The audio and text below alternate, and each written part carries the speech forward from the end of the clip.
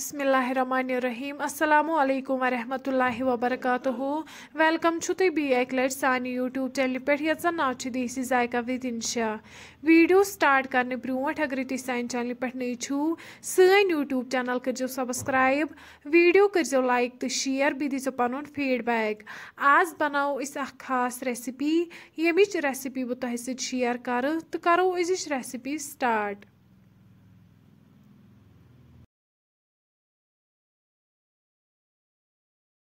Recipe बनाने खतर new यन दानस पे बान अत मज त्रो वनिस आब अम पे त्रो वनिस अत मज शूश तो क्रहन मज गथ साफ कर थोमुत वन थो अत पे ठांड तीस कालस अत फकर लगे 5 मिनट बाद तुलो वनिस ठांड थोद तो हेकि वुचित अत असल पे फकर लोगमुत अम पे कड़ो वनिस अकिस छान मज नबर छलवन बी एक लट असल पे।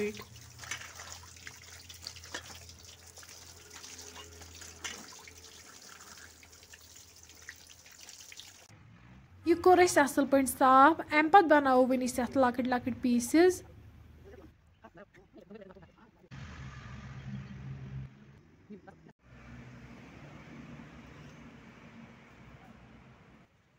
तुम हेकु वुचित अत मकल पीसेस बनत अम पे थो वनिस दानस पे बी बान अत मज त्रो वनिस तील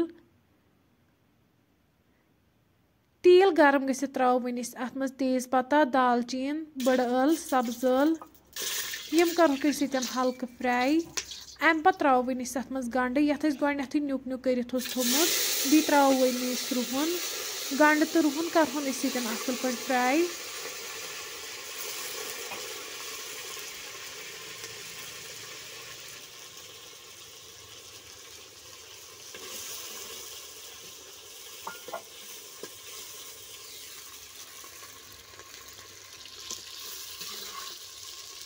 गंड तो रुहन गो यन फ्राई अम पे त्रो वनिस अत मज क्रह माज तो शूश यह करहन सतन डीप फ्राई।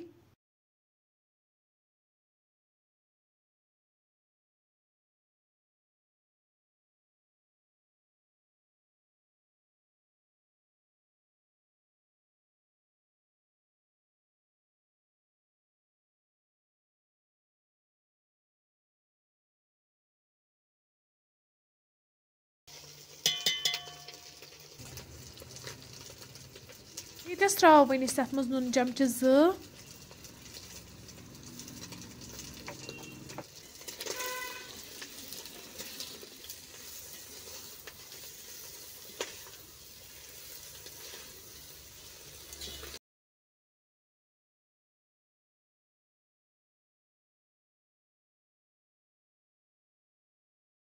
तुम हेकु वुचित क्रहन मज तो शूश असल पे फ्राई गोमुत अम पे त्रो वनिस अत मज आब गिलास बी त्रो वनिस अत मज लेदर चमच 1.5 तो मरचांगन चमच 2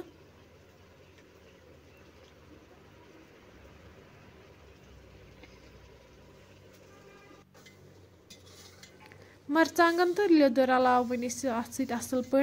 तुम हेकु वुचित यह असल पे मिक्स गोमुत अम पे त्रो वनिस अत मज आब लीटर ओड अत मज